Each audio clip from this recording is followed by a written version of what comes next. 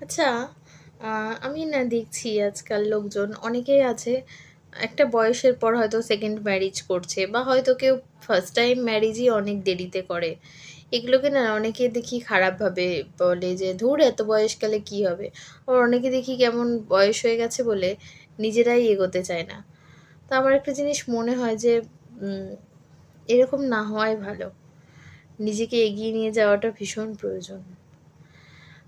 দিনের শেষে আপনি যখন ঘরে ঢুকে আপনার যদি নিজেকে একাকিত্ব বোধ হয়, তাহলে আমার মনে হয় নিজেকে এগিয়ে নিয়ে যাওয়াটা খুব জরুরি। তো আমার এটাই মনে হয় যে জিনিসগুলোকে নরমালাইজ করা ভীষণ জরুরি।